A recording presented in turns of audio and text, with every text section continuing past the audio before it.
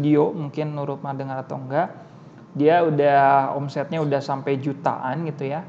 Dulu dia pemiliknya tuh kerja di salah satu bank di BUMN, kemudian dia sekarang benar-benar fokus di bisnisnya di Nerd itu.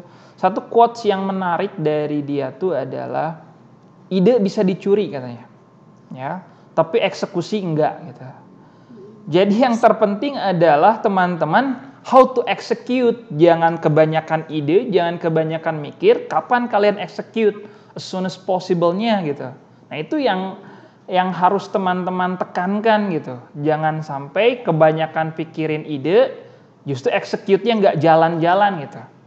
Karena yang namanya bikin bisnis itu akan improve dengan sendirinya berdasarkan learning by doing, continuous improvement, dan lain sebagainya. Nah apalagi kalau minuman-minuman tuh ya, fitur-fitur yang menariknya tuh mungkin minuman ya gitu aja diminum ya. Yang harus berpikir tuh gimana misalkan teman-teman paymentnya, kemudahan paymentnya, delivery-nya gitu ya. Kemudian untuk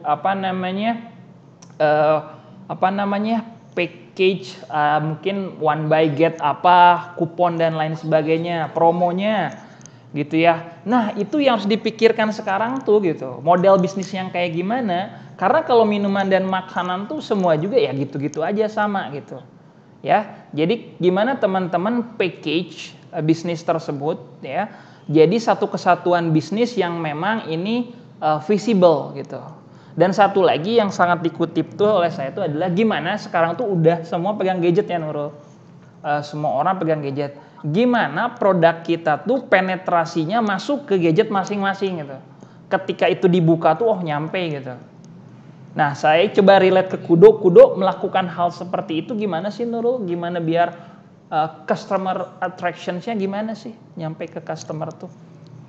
Kalau Kudo tuh Pak dulu karena kita basisnya adalah orang warung ya, terus kayak kita ngeliat tuh dulu di daerah-daerah terpinggir. Jadi kita lebih banyak bikin acara yang dulu sebelum pandemik tuh yang ngumpulin orang istilahnya, ngumpulin orang, terus abis itu ya kita show lah si Kudo tuh gimana gitu ya. Karena emang targetnya adalah orang-orang yang di daerah terpencil gitu, nggak terlalu banyak yang pegang gadget. Nah kalau untuk Grab nih aku baru ngikutin Grab tuh benar-benar by sosial media, dia by sosial media, apalagi sekarang pandemik kan, terus nggak bisa bikin event, nggak bisa ngadain kumpul-kumpul banyak orang, dia benar-benar by sosial media sebanyak-banyaknya, bisa bayar influencer ya kan, endorsement, terus habis itu bikin kuis biasanya di Instastory, habis itu ya giveaway di Twitter. Mungkin kalau teman-teman yang main Twitter tuh adminnya Grab itu paling berisik banget kan, tiap ada tweet apa dia pasti join, setiap ada tweet apa dia pasti join. Itu tuh adminnya Grab segitunya gitu buat bikin nama Grab tuh terdengar di mana-mana gitu sih. Paling itu kan anak marketing ya yang lebih pahamnya. Biasanya tuh giveaway, terus abis itu influencer, kalau misalkan ada live IG tuh live IG, nanti ada hadiah di live IG-nya kayak gitu sih paling. Nah itu benar yang harus dilakukan buat sekarang tuh. Benar-benar dimana ketika sounding bisnis kalian udah ya misalkan payment udah langsung Kudo gitu. Kemudian misalkan ini langsung Grab gitu. Nah itu yang menanamkan di benak customer tuh yang memang jadi sebuah PR ataupun yang ditekankan bagi para startup gitu. Oke, ini banyak yang ini ya Pak, banyak yang bisnis ya. saya rasa sih mungkin banyak nih teman-teman ya. Tadi saya bilang banyak yang malu-malu tadi gitu. Bahkan saya sempat dengar di salah satu alumni 2016, dia juga udah mulai bikin startup katanya di bidang jasa kurir. Sebentar saya agak ini error suaranya nih. Jasa kurir katanya. Di mana dia kirim-kiriman barang dari satu titik ke titik lain karena ngelihat potensi pandemi sekarang orang pada di rumah gitu. Itu udah ada sih, saya belum tahu infonya lagi, tapi dia udah berani gitu ya untuk mulai bikin startup. Nah ini Nurul ada pertanyaan nih untuk mengakomodir lagi nih, ternyata private masuk ke saya dari Aulia gitu ya. eh, bertanya mengenai, Pak, saya ingin bertanya, di perusahaan startup pada saat interview kerja, kriteria apa saja yang dilihat? Apakah ada perbedaan tersendiri apakah ada perbedaan tersendiri karena ini perusahaan startup, dan yang paling di hiring di perusahaan startup itu di bidang apa aja gitu. Jadi intinya interviewnya beda nggak sih? Terus kira-kira apply-nya ke positions apa sih? Kalau misalkan jalurnya interview, ke Nurul kan jalurnya magang kemarin tuh gitu. Silakan Nurul. Ya, kalau teman-teman bisa cek ya tadi di slide aku itu tuh bakal banyak banget apa ya jobnya gitu, posisinya available-nya. Nanti kalau misalkan kalian tertarik di Grab, bisa sering-sering cek website Grab atau tadi itu karir.grab. Di situ nanti bakal ada position sama description-nya, kalian bakal ngapain aja. Kalau yang secara umum sih di tempatku ya di Grab itu ada yang pertama tuh yang paling akuntansi banget, itu namanya bagian general ledger. Dia tuh accounting staff ya, nama posisinya tuh accounting staff. Itu dia bener-bener satu orang tuh megang satu akun. Kan kalau misalkan kita di PNL tuh ada banyak kan akunnya, kan ada aset bergerak, aset tetap, aset lancar ya kan, ada banyak lah kan akun-akun di profit and loss. Nah itu saking banyaknya transaksi, kita satu orang itu cuma bisa megang satu akun aja. Jadi kalian bertanggung jawab atas akun itu, angka mana yang bergerak, dari mana yang bergerak, itu kalian yang pantau transaksinya. Itu kalau kalian jadi accounting staff. Terus yang kedua itu ada kayak ini aku namanya account payable. Account payable itu dia ngurusin hutang piutang perusahaan, jadi vendor ke driver. Yang ketiga tuh ada account receivable, itu kan kebalikan ya, account payable sama account receivable. Kalau account receivable tuh kita nagih utang ke orang lain gitu, nagih utang. Misalkan Grab kan ada Grab for Business kan, Unpas misalkan pakai gitu Grab for Business, ya udah nanti kita billing ke Unpas, kita minta tagihan untuk bulan ini segini gitu sih, komunikasi sama vendor kita. Terus ada juga tax team tuh ya yang tax relate, PPh 21, PPh 23, terus nanti ada juga VAT in, VAT out. Terus nanti kalau misalkan ada transaksi luar negeri, kita harus familiar sama Digitifone, terus familiar juga sama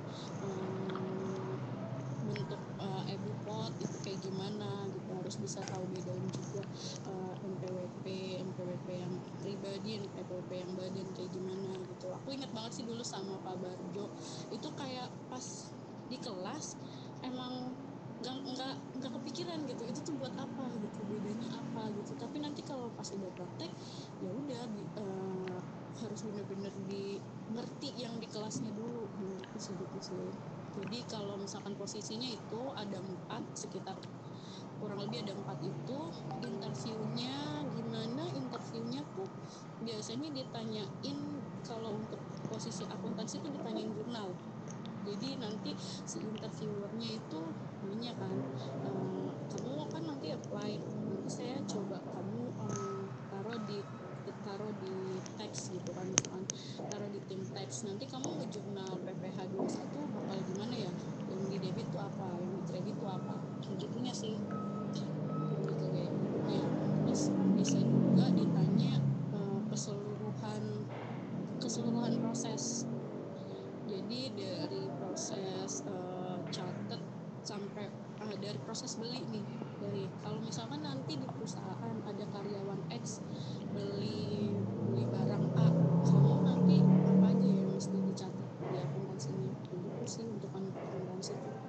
Jadi emang benar-benar harus disiapin juga jurnal, pengetahuan tentang jurnalnya, debit kredit, yang di debit itu apa, yang di kredit itu apa gitu. Kalau misalkan ada penambahan keuntungan, ditaruhnya di laporan keuangan mana, gitu sih Alia. Itu sih Pak. Oke. Terdengar sulit, tapi kalau misalkan emang di kelasnya itu memperhatikan, nanti bakal ngalir aja, si interviewernya tuh juga bakal tahu gitu, kita udah sampai mana, kita ngerti apa enggak sama yang diomongin gitu. Kalau lupa atau kebalik jurnalnya itu wajar ya, maksudku kayak dia yang penting tuh dia ngeh kalau kita tuh tahu apa yang dia maksud gitu pertanyaannya. Jangan sampai kita pertanyaannya aja bingung kan, ini orang nanya tentang apa gitu kan, maksudnya yang mana gitu. Jangan sampai kayak gitu. Tapi kalau misalkan nanti di tengah-tengah jawaban kayak nggak sesuai sama yang dia mau, ya itu bakal poin lain lah gitu dari kita gitu sih. Oke, ini Aulia udah on cam nih. Barangkali ingin ada tambahan? Oh iya. Aulia kebetulan udah on cam nih. Barangkali ada nanya langsung atau kurang puas atau gimana barangkali?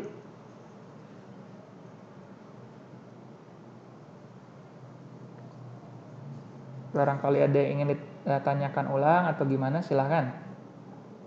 Jelas gak Aulia? Bisa dengar Aulia?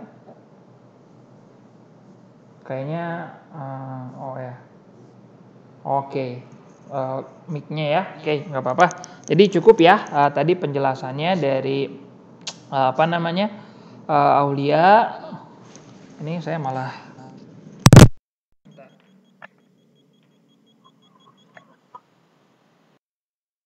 Boleh langsung aja di chat juga boleh. Oke, ini Untuk orang. saya cek sound dulu deh. Kadang saya suka ngecek sound nih ke teman-teman. Ini tuh ada nggak sih gitu? Teman-teman pada hadir di sana?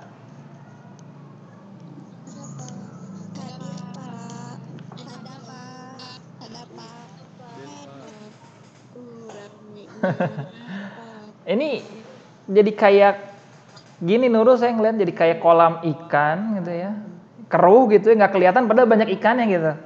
Perhatikan kok pas semua Pak. Nah itu aja sih maksud saya tuh gitu ya, teman-teman masih malu-malu kucing itu ya Nurul, saya masih menekankan anak onpas tuh. Dulu tuh aku ini Pak, dulu tuh aku kayak malah susah loh kalau Nah mau nanya gitu kan. Aduh ya. kok ini kayaknya nggak didukung sama kampus kayak gini kayak gitu. Jangan sampai tuh aku di sini sama Pak Budi paling nekenin jangan sampai tuh teman-teman punya perasaan kayak gitu. Kalau misalkan emang ada pertanyaan atau apa gitu yang nggak ketemu jawabannya di teman-teman, boleh ditanyain ke kita gitu. Jadi enak, jadi ya udah santai aja gitu kalau mau nanya sama aku juga nggak apa-apa. Soalnya dulu aku ngerasanya kayak gitu kok kayak susah nih aksesnya, minim gitu. Cuma bisa sharingnya juga cuma sama Pak Budi doang gitu, kayak yang lain juga kayak susah. Jangan sampai ada kayak gitu. Ini udah diwadahi sama Pak Budi, kalau misalkan ada yang mau ditanyain, tanyain aja.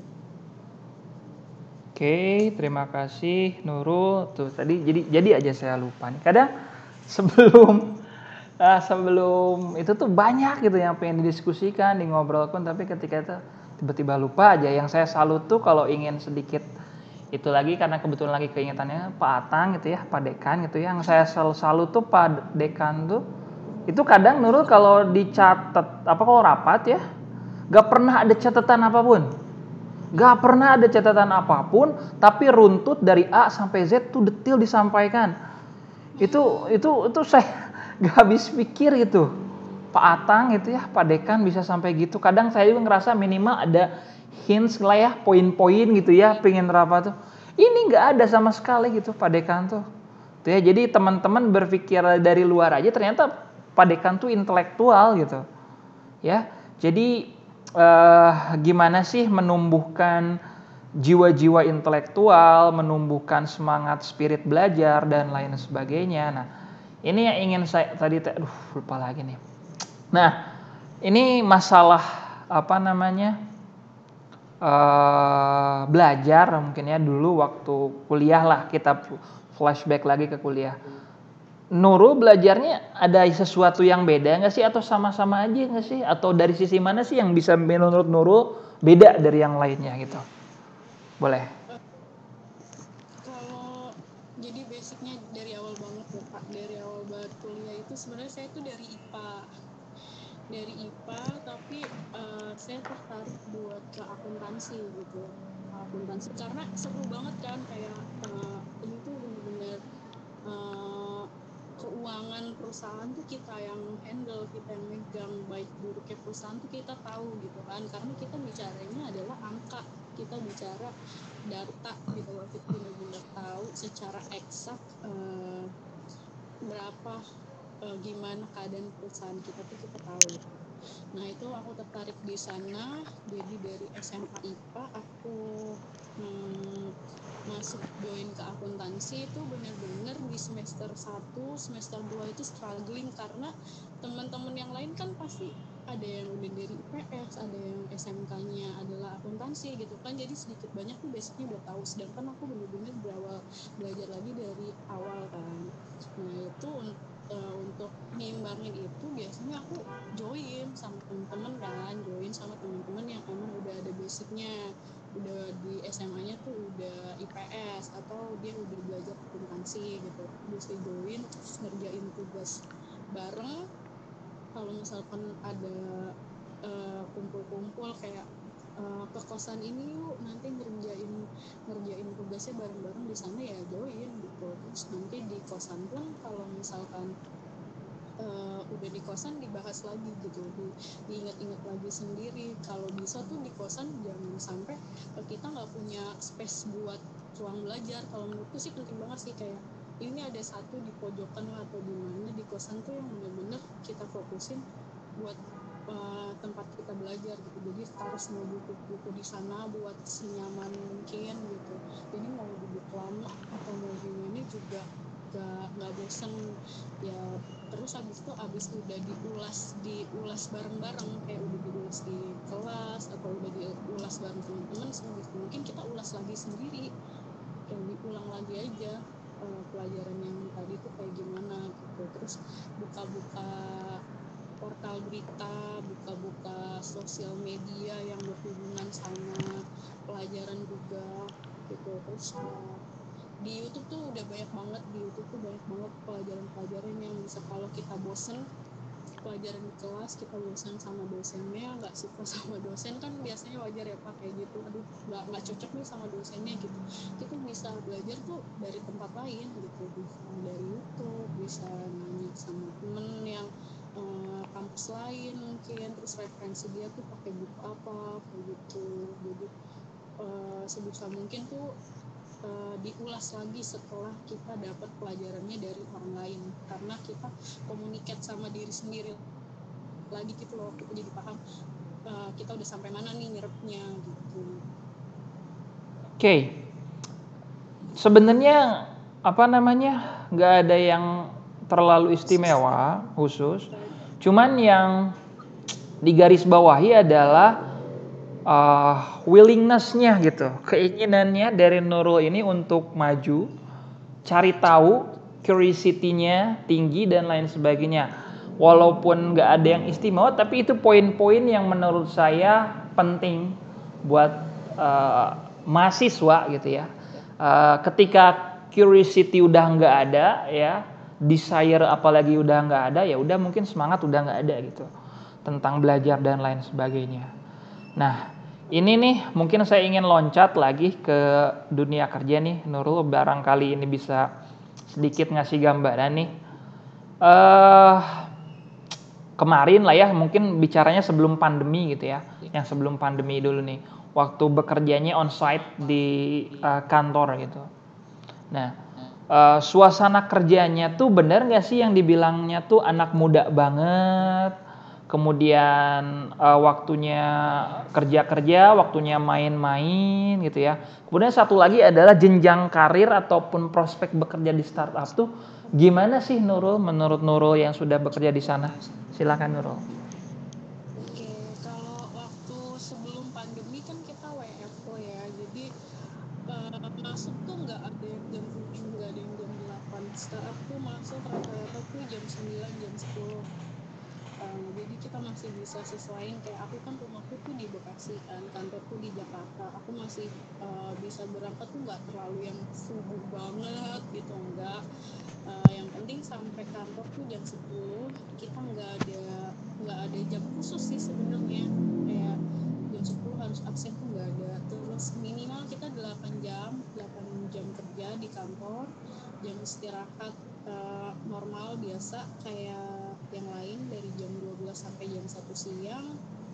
Paling yang bikin beda itu adalah fasilitas kantor. Kalau misalkan di kantor-kantor yang lain tuh kayak cuma ya udah ruang kerja terus kotak meja gitu kan, meja sama komputer gitu, kerja di situ ngeliatin kotak aja. Tapi di startup tuh open space, biasanya dia open space, cuma ada meja komputer tanpa ada sekat-sekatnya gitu, terus kita setting biasanya satu meja.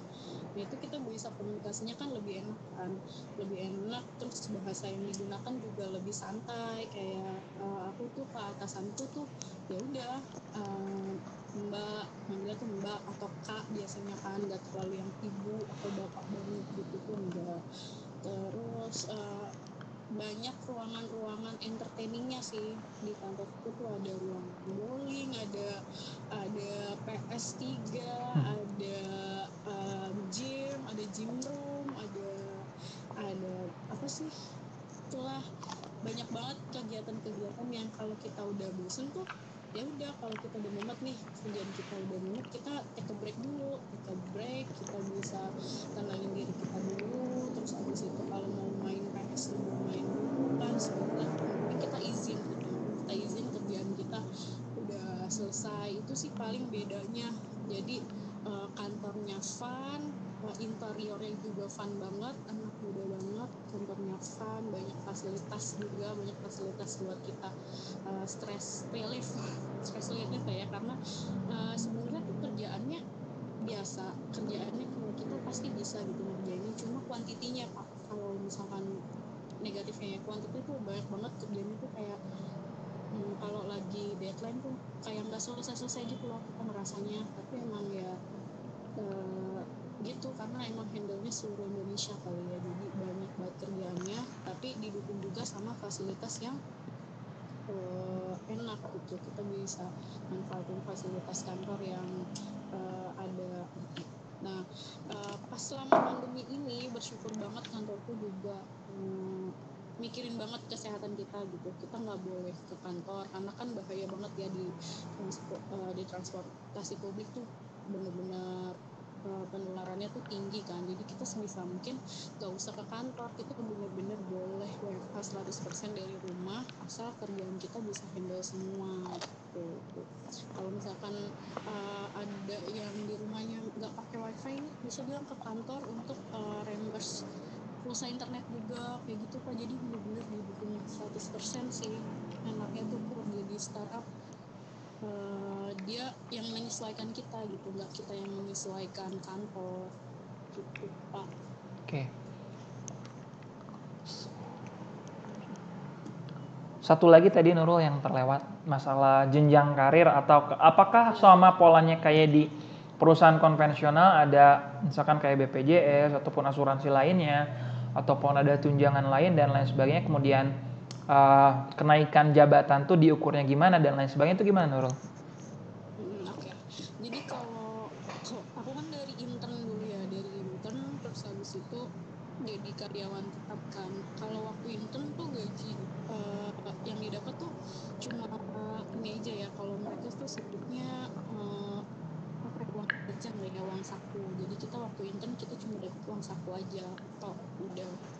Itu selama 3 bulan. Terus nanti kalau kita ditawari jadi posisi tetap, kita ada yang namanya probation dulu kan, 3 bulan. Probation itu kita udah dapat gaji pokok, udah dapat semua asuransi dari BPJS, sama ada satu lagi asuransi tambahan dari kantor, asuransi swasta. Nah nanti setelah kita udah lulus probation, baru semua aksesnya tuh full. Jadi udah mulai dari gaji pokok, terus nanti dapat lagi asuransi kesehatan, ada tunjangan-tunjangan lain, terus ada uang lembur tuh juga ada. Kita lembur tuh juga harus dibayar ya kan, sesuai dengan undang-undang ketenagakerjaan. Itu tuh baru bisa dipakai kalau kita udah lulus probation aja. Jenjang karirnya menurutku naiknya cepet atau enggaknya itu tergantung dari kemampuan kita. Ini balik lagi benar-benar dari kemampuan kita. Kita kan pasti kerja tuh satu tim. Kalau misalkan kita menonjol dari teman-teman satu tim kita, ya udah pasti nanti kita bakal ditawari buat ngehandle kerjaan yang lain. Tapi kalau misalkan nanti kita satu tim terus ya kita sosok, ya udah kita bakal bareng-bareng sama tim aja terus gitu. Cuma menurutku bareng-bareng sama tim juga nggak terlalu buruk, karena Grab tuh bener-bener ngikutin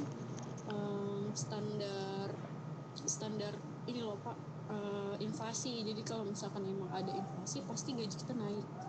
Tiap tahun tuh adjust berdasarkan si inflasinya itu. Gitu sih. Wah, asik Nurul kok kayak gitu.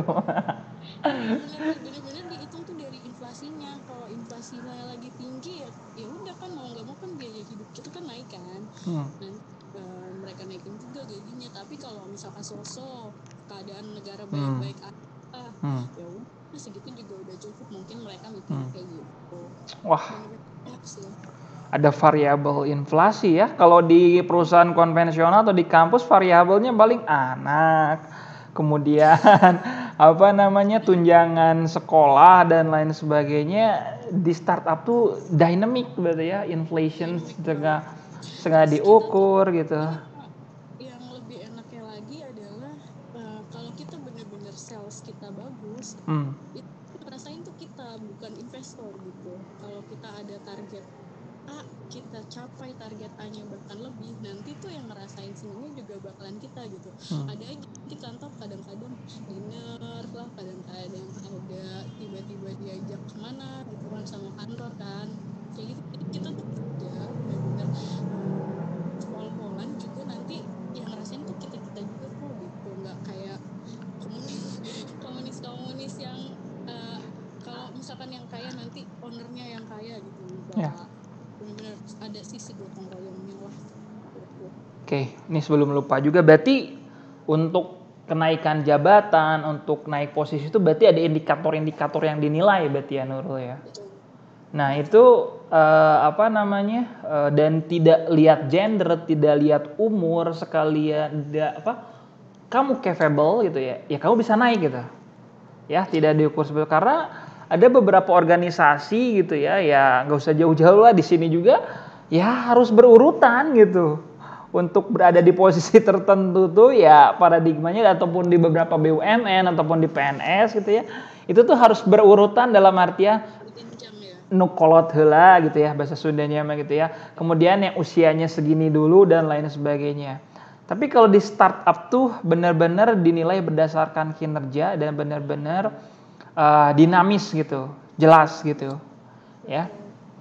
Nanti tuh biasanya kita kalau misalkan ya dilihat sama leader kita, ini anaknya kerjaannya kurang loh gitu dibandingin sama teman-temannya, dia kok teman-temannya belum selesai dia udah selesai, nanti kita ada per project Pak, coba dong kerjain project ini gitu kan, kamu kan juga udah free gitu kan, udah free terus teman-teman biasanya bantu teman-teman dulu. Kalau misalkan yang dirasa teman-teman bisa handle sendiri, kita dikasih project lain gitu, ini bisa dikerjain projectnya yang ini, nanti kalau misalkan kamu ada pertanyaan bisa bilang ke kita gitu. Jadi benar-benar kita tuh kalau mau challenging ya, kalau teman-teman yang jiwanya kayak aku nih nggak bisa diem gitu, nggak bisa kerja stuck gitu terus kerjaannya tuh bisa banget challenge di startup gitu. Jadi nanti kalau misalkan sebulan, 2 bulan, 3 bulan kan kita kayak proses pengenalan kan pekerjaan kita tuh kayak gimana, tapi kalau udah dikerjain setahun dengan dinamika yang kayak gitu-gitu aja kan kita pasti ada rasa bosen pengen kerjain yang lain. Itu bisa banget bilang ke lead kita, kayak gue udah ini nih udah master lah istilahnya di sana gitu, bisa nggak sih nyobain kerjain hal yang lain. Mungkin dia bakal kasih kalau dia ada bahkan kerjaan lead kita gitu, kayak oh gue juga lagi handle ini nih, lu bisa bantuin nggak yang kerjain ini gitu sih Pak. Jadi yang jiwanya challenging banget, terus mau ngerasain dinamika ketemu sama orang-orang banyak, ketemu dari berbagai kampus, ketemu dari berbagai negara, itu cobain kerja di startup sih menurutku. Oke, terima kasih Nurul nih. Ini saya ingin apresiasi juga nih, biar sedikit menyapa juga ke teman-teman yang masih stay tune, masih tetap di sini gitu ya, ikutin pembahasan kita. ada sekitar 79 partisipan. Saya rasa ini this is the great numbers. Ini besar saya rasa meskipun dari beberapa kelas ya. Dengan adanya kalau indikator berhasilnya sebuah aktivitas online tuh gini Nurul. Kalau saya ngutip Pak Dekan tuh bukan dari banyaknya peserta, tapi dari stabil enggaknya jumlah peserta gitu. Ya, saya lihat dari tadi tuh kisarannya di 80-an lebih dan sekarang masih di 80. Nah, itu saya rasa cukup apresiasi buat teman-teman yang masih stay tune di sini gitu ya. Terima kasih. Nah, oke, saya lanjut lagi sedikit lagi. Nah, tadi sempat disinggung masalah dunia kerja gitu ya. Buat teman-teman yang berada di generasi Z gitu ya, saya rasa teman-teman di generasi Z, centennials nih. Kalau saya kebetulan di generasi Y gitu ya, millennials. Tapi teman-teman udah di mana centennials ini grow-nya tuh barengan dengan teknologi. Barengan.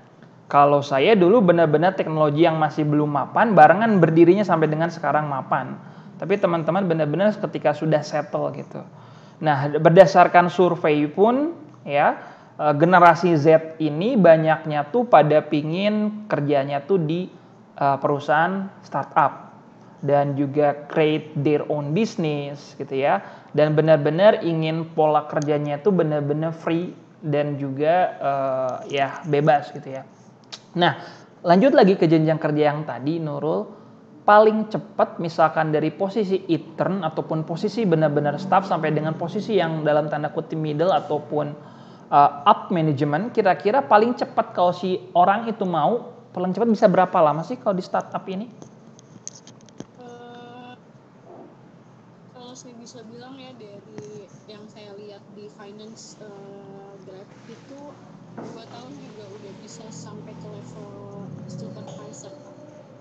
Jadi ada temanku namanya pokoknya temanku lah ya di satu divisi, dia tuh orangnya ya gitu, dia kerjanya cepet, terus habis itu dia sering backup teman-temannya, makanya sama bosnya dia dikasih project, dikasih kerjaan, terus dia bisa dan dia udah sekarang udah di level supervisor. Jadi ada staff, terus supervisor, terus kan nanti ada manager ya. Jadi dia tuh udah sampai di supervisor cuma dalam waktu 2 tahun. 2 tahun tuh itu udah sampai ke supervisor.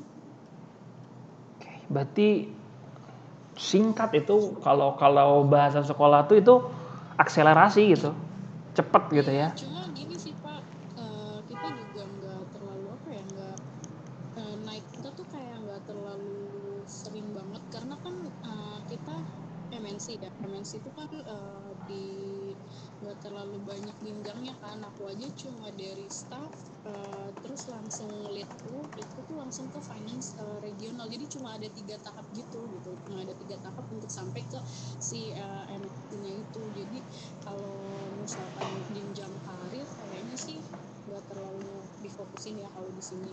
Kayak kalau kita bisa bertahan pun kita udah bagus gitu, karena kan ya itu tantangannya juga untuk generasi Z itu suka pindah-pindah Pak. Ya, ya. Pindah ini kan, pindah-pindah perusahaan kan, itu tuh kalau kita bertahan di satu perusahaan lebih dari 2 tahun tuh udah bisa dibilang kita udah keren sih gitu, kayak udah bertahan gitu. Karena banyak banget yang baru 3 bulan, baru 4 bulan, terus ngerasanya gak cocok sama suasana kantornya. Lebih sering sih karena ini ya, karena timnya. Kalau misalkan kita kan generasi yang kalau misalkan udah gak cocok sama timnya, kerjanya aja nggak cocok gitu, Ya. dengan kerjaan yang nyaman gitu kan. Lebih ke mental health kita tuh, kayak kalau mental health kita udah terganggu, udah nggak asik kah mau pindah ke tempat lain, itu biasanya jadi problem juga tuh. Oke, betul ya. Berarti betul ya. Jadi intinya kalau di generasi Z atau di startup tuh ngembangin diri, nambah portofolio gitu ya. Dan memang sempat ada dapat masukan saya, paradigmanya itu adalah beberapa yang memang kerja dari satu startup ke startup lain. Dan saya rasa itu banyak yang seperti itu, Nurul ya. Banyak Pak. Seperti itu. Itu saya ingin nanya dulu deh. Kantor Nurul tuh di mana di Jakartanya? Saya di Kuningan di Jakarta Selatan.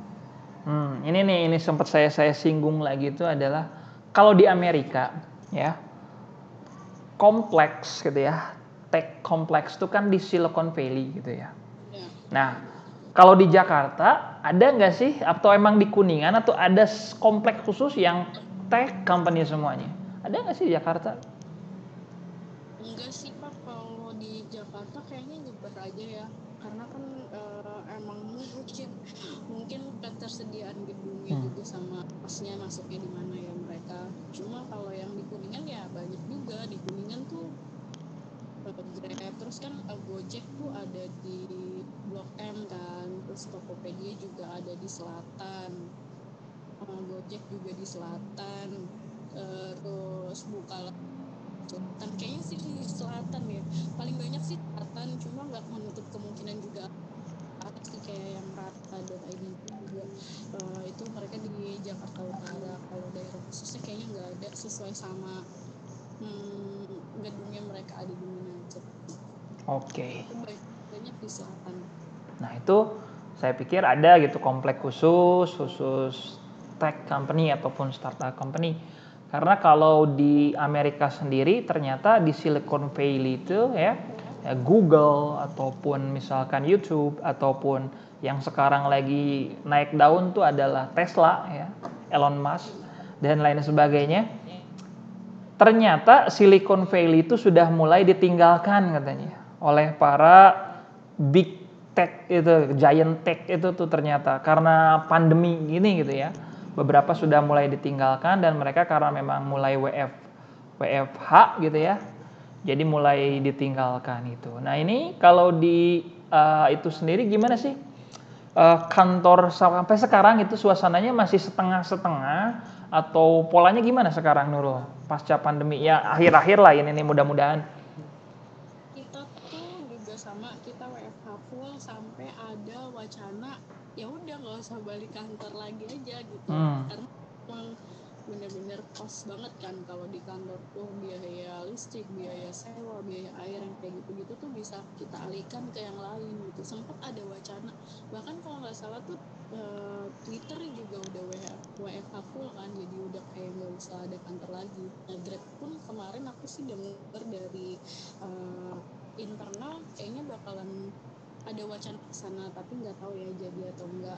Nah, itu bagian-bagian yang emang bisa kerja dari rumah Pak. Kalau misalkan CS, terus kayak yang nanganin driver keluhan komplain itu kan nggak bisa dari rumah kan. Mereka kan emang butuh sistem, butuh kayak kan teleponnya juga kan di sana, datanya di sana, terus mereka harus catch up setiap hari gitu. Nah, yang untuk bagian-bagian yang nggak bisa tetap di kantor, tapi kalau kayak finance, kayak marketing, kayak anak-anak IT yang semuanya bisa di remote, kerjanya full remote dari rumah. Oke, jadi sejauh ini berarti Nurul dominan, berarti kerjanya berarti WFH berarti ya, dari kemarin juga gitu ya. Udah 9 bulan di rumah terus. Berarti benar-benar comply gitu, strict nih sama protokol gitu ya. Kalau di Bandung sendiri kantor udah mulai pada buka gitu ya, kantor dan lain sebagainya. Karena di Bandung sendiri sih emang memang sih kondisinya juga memang belum membaik. Tapi ya mudah-mudahan segala sesuatunya segera beres lah semuanya nih. Yeah. Kita bisa menghirup udara segar lagi. Nah ini Nurul mungkin menuju akhir-akhir juga nih. Ini kan kebetulan ada kelas akuntansi syariah nih di saya nih. Nah kalau di Jakarta sendiri ya startup di bidang ekonomi syariah ini kedengeran nggak sih gaungnya dan ada nggak sih perbedaan mereka dengan startup biasa? Barangkali Nurul ada insights nih. Kalau dalam bidang kemanusiaan tuh masuk syariah nggak sih? Jadi paling aku tuh sempat dengar adalah kita bisa sih Pak, kita bisa tuh butuh juga finance-nya gitu, anak finance-nya. Mungkin kalau teman-teman yang tertarik sama yang syariah tuh bisa main-main ke kita bisa, karena kita bisa tuh benar-benar based on kemanusiaan. Kerjanya pun aku lihat ya teman-teman kita bisa tuh benar-benar kayak diterapkan gitu loh, nilai-nilai yang ada, yang apa yang kita lihat dari kita bisa tuh benar-benar diterapin ke si employee-nya juga. Terus kalau syariah lagi tuh bisa ke perusahaan sekuritas Pak. Perusahaan sekuritas kan sekarang kan banyak kan, saham tuh banyak ya, ada yang konvensional ada yang syariah kan. Nah, bisa juga cari-cari dari si perusahaan sekuritas yang syariah. Mungkin mereka butuh finance, mungkin mereka butuh juga accounting kalau nanti udah lulus kan. Atau bisa main-main buat intern juga. Jadi jangan jangan kalau kesalahanku dulu adalah aku kan nunggu lulus dulu ya, baru nyari-nyari gitu. Kalau sebenarnya tuh dari semester 5 itu udah buka, kayak Hudok tuh semester 5 tuh udah, anak-anak semester 5 tuh udah boleh gitu, boleh masuk ke sana. Bukalapak, Shopee tuh sering banget butuh anak-anak semester 5. Mungkin kerjaannya tuh kayak nggak finance banget, nggak masuk banget ke apa, ke laporan keuangan, cuma ya bantu-bantu yang benar-benar berhubungan sama finance gitu kan. Karena kan tadi aku bilang kita tuh kerjaannya sebenarnya mudah tapi banyak, karena itu tuh diperbantukan anak-anak mahasiswa kayak yang udah nganggur nih, kelasnya udah dikit kan, bisa ke kantor dari jam segini sampai jam segini hari ini. Itu dibutuhin banget kalau kita benar-benar nyari gitu. Oke, nah berarti ini nih terakhir mungkin menuju akhir nih, sebelum nanti mungkin saya minta pendapat nih ke teman-teman mahasiswa. Peluang magang Nurul, selain tempat tadi sempat Nurul singgung sebenarnya, cuman barangkali Nurul bisa kasih teknis lagi nih, apa yang mungkin bisa dilakukan nih oleh teman-teman mahasiswa untuk cari peluang magang. Barangkali ada yang tertarik di startup, harus apa yang disiapkan, cara apply-nya seperti apa gitu ya. Kemudian everything lah ya, sampai benar-benar kesempatan magang itu terbuka gitu ya. Walaupun ini di era pandemi gitu ya, banyak yang worry gitu ya, worry di mana ketakutan kuliah aja online gitu, banyak kerjaan yang di PHK gitu, banyak yang worry nggak bisa dapat pekerjaan in the future gitu. Padahal Nurul sendiri sebenarnya pekerjaan sekarang tuh online gitu, WFH gitu. Nah, untuk intern sendiri apakah mungkin ada WFH ataukah caranya gimana nih buat teman-teman yang memang di masa pandemi ini pingin intern, apa yang disiapkan menurut Nurul? Oke, jadi kalau misalkan teman-teman tertarik nih mau adain PKL di startup, menurutku yang paling penting adalah kita cari dulu informasinya, startup mana aja yang buka. Itu tuh bisa banyak banget, bisa dari si website perusahaannya sendiri gitu, bisa dari sosial medianya mereka, atau bisa juga kita tuh dari sosial media yang gabungan. Kayak misalkan kan kita mau lihat startup kan, ada startup update atau ada kampus update, magang update yang kayak gitu-gitu loh Pak. Jadi jangan terpaku sama jangan terpaku sama si sosial media si perusahaannya aja, tapi bisa juga yang gabungan kayak tadi gitu. Nah kalau misalkan dari situ udah ada info, ya langsung aja hubungin ke CS-nya, bisa via email, bisa via telepon. Kalau aku kemarin tuh aku sebar email dulu, via email dulu. Jangan lupa juga belajar tata cara gimana nulis email yang baik gitu kan, supaya email kita tuh direspon. Kalau kita email nggak baik tata caranya, udah subjeknya kemana-mana, terus pengirimnya juga nggak jelas, isi emailnya juga nggak jelas, tuh bakalan di skip aja gitu. Jadi jangan lupa belajar juga gimana cara nulis email yang baik. Udah sebar aja ke beberapa, bilang kita mau adain magang, kita mau magang gitu di sana, apakah mereka terima atau enggak. Dan satu semangat sih dari aku, kalau misalkan kita kirim ke startup tuh pasti dibales. CS-nya tuh pasti ngarahin kita ke gini, jadi Mbak mau magang, oke kalau magang tuh jangan email ke sini Mbak, emailnya ke sini. Nanti dia kasih gitu, dia kasih arahannya, bahkan dia kadang dia kasih kontaknya, silakan langsung kontak ibu ini ibu HRD-nya gitu. Ya udah, nanti kita pelan-pelan langsung kontak mereka gitu.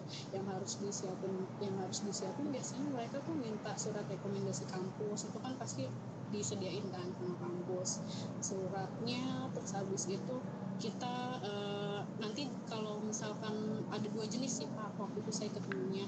Ada yang dia yang kasih kerjaan ke kita, nanti kerjanya ini deh gitu, kamu sesuai atau enggak gitu. Ada juga yang kita ditanya malah sama mereka, kamu kalau magang di sini apa kira-kira yang dibutuhin gitu, mau belajar tentang apanya, itu tuh ditawarin sama mereka, mau belajar tentang apanya kita siapin aja kan, kita baca-baca juga perusahaan itu tuh bergeraknya di bidang apa, terus kita bisa dapat ilmunya kira-kira dari mereka tuh apa. Itu setelah apply nanti dibales, biasanya kita bakal ketemuan disuruh datang ke kantor, ya udah interview biasa, kerjanya kayak gini, salary-nya, terus benefitnya dapat apa aja, udah nanti kalau misalnya kita bisa jawab udah magang di tempatnya. Biasanya dikasih waktu 3 bulan. Kalau yang dikasih salary nanti dikasih salary-nya per bulan. Kalau misalkan nanti dapat data-data mau sambil jalan datanya itu bisa, atau di ujung datanya juga bisa sendiri. Gitu sih Pak.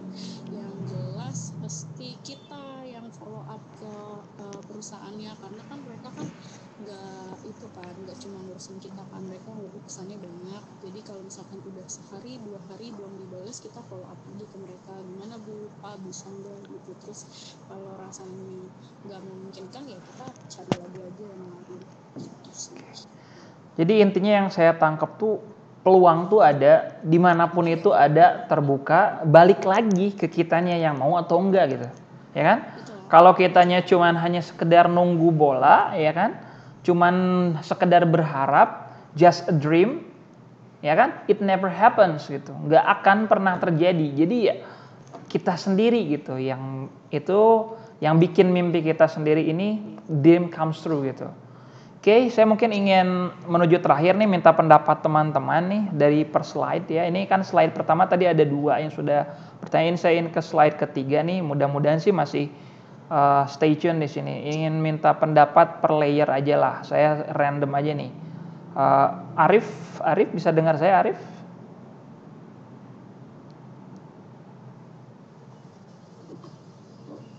Apa masih ada di sini, Arif?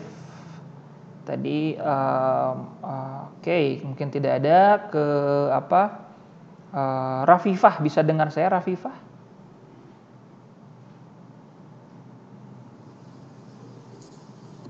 Tidak ada. Yang terakhir mungkin ke arah layer selanjutnya. Zaini nih, kayaknya Zaini mungkin, mudah-mudahan dengar. Zaini bisa dengar saya? Ya Pak, bisa Pak. Alhamdulillah, nyaut nih satu nih. Zaini, boleh dong kasih pendapat tentang kegiatan kayak gini dan masukan buat kita semua, dan juga masukan yang diperoleh oleh Zaini apa sih? Silakan Zaini. Ini mengenai ini ya Pak, mengenai mengadakan acara ini. Ya boleh pendapat tentang yang ilmu yang Zaini dapat dari kegiatan seperti ini apa sih menurut Zaini, intinya overall gitu.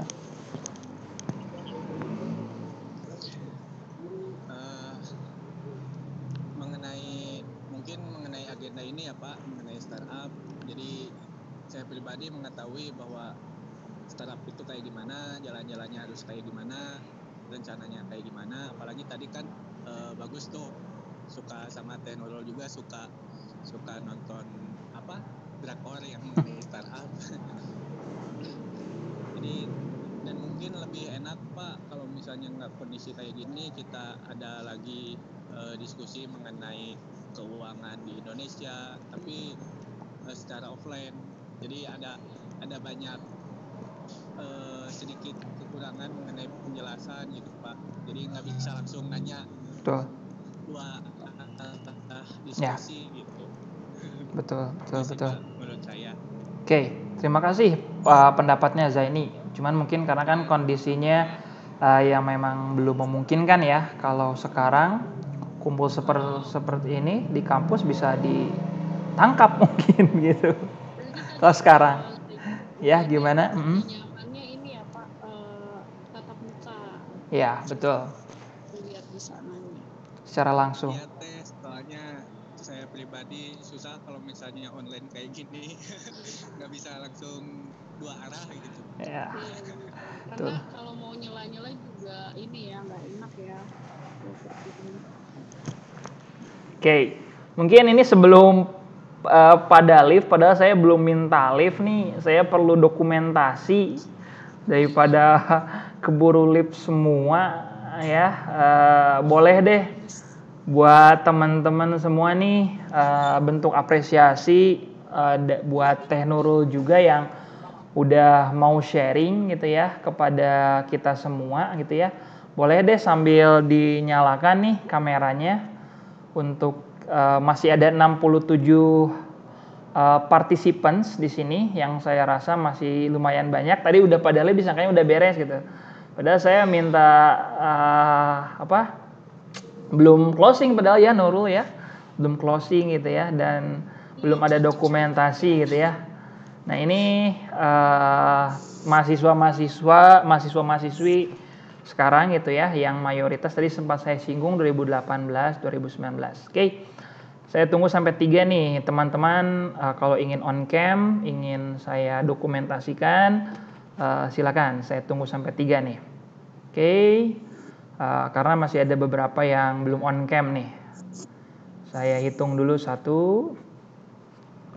2, 3 nih. Udah lumayan on cam semua ya. Oke, saya coba di slide pertama dulu nih. Oke, siap ya. Saya hitung sampai hitungan ketiga. Teman-teman silahkan bergaya free gitu ya, sebebas kalian. Ini Nurulnya kayaknya off nih, menghilang nih. Tadi saya Kepencet. Oh, oke, siap. Boleh Nurulnya juga sambil nampil dulu, kayaknya menghilang nih Nurul nih di saya nih. Bapak ada? Oke, masih gelap ya yang Nurulnya. Sebentar ya. Yang Nurulnya masih gelap. Mungkin Nurul coba di on kan lagi. On off lagi. Masih ini sebentar Nurul. Sebentar. Nah, ini udah deh, udah kelihatan nih. Oke. Udah pas nih, silahkan ya saya hitung 1 2 3 dari yang slide pertama dulu. Layer pertama silakan. 1 2 3. Oke, saya simpan dulu untuk dokumentasinya. Kemudian kita ke yang slide 2 sebentar.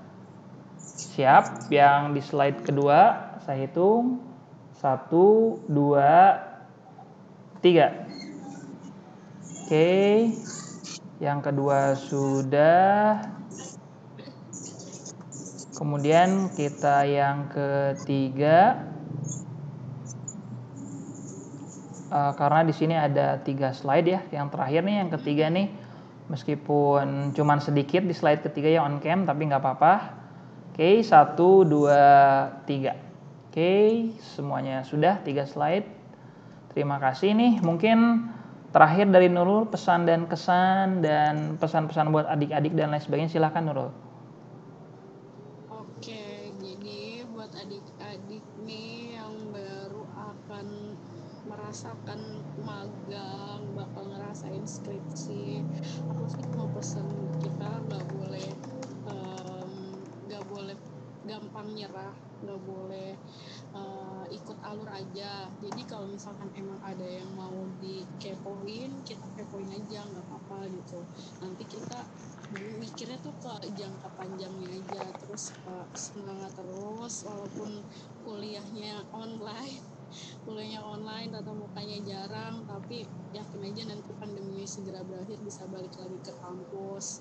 Terus nanti dapet PKL-nya bagus-bagus tempatnya, karena itu nanti bakal ngaruh juga ke jenjang kita berikutnya. Jadi kita cari tempat PKL yang bagus, terus serap ilmunya, banyakin relasi. Kalau misalkan butuh koneksi dari alumni, sebenarnya alumni itu welcome banget buat ngejelasin, tinggal nanti kaliannya gimana gitu ke kita, cara kalian biar menemukan kita tuh gimana gitu kan. Semangat terus, semangat, semoga PKL-nya lancar, skripsinya lancar, nanti kita ketemu lagi di startup. Amin. Oke. Ada yang mau ke startup, aku tunggu di Jakarta. Oke kakak Teteh. Siap. Oke, ngomong-ngomong makasih banyak nih Nurul buat waktunya. Gak kerasa gitu ya, udah sesuai waktu tadi saya tetapkan 2 jam. Karena menjelang asar juga gitu ya, mudah-mudahan Nurul juga nggak kapok nih, barangkali nanti minta sharing lagi tentang hal lain ataupun ada rekanan pimpinannya ataupun kolega lain yang mungkin bisa sharing ke dunia kampus. Mudah-mudahan ya Nurul ya. Boleh Pak. Oke, terima kasih. Mangga saya tutup, rekan-rekan barangkali ingin lanjut beraktivitas. Terima kasih. Wassalamualaikum warahmatullahi wabarakatuh. Waalaikumsalam. Makasih Pak Budi. Makasih Pak. Makasih Pak. Sama-sama. Semuanya. Mangga.